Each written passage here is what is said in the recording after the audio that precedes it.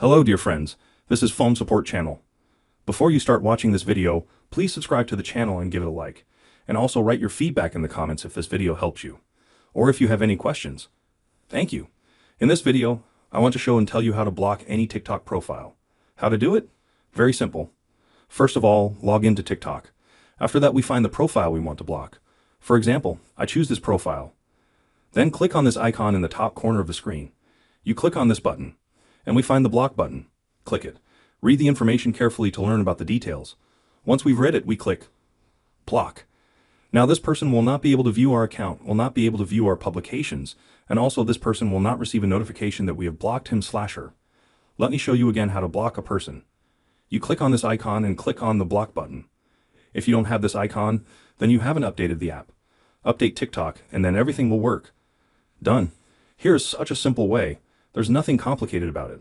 This was the Phone Support Channel. Put likes and subscribe to our channel if you like this video. See you later.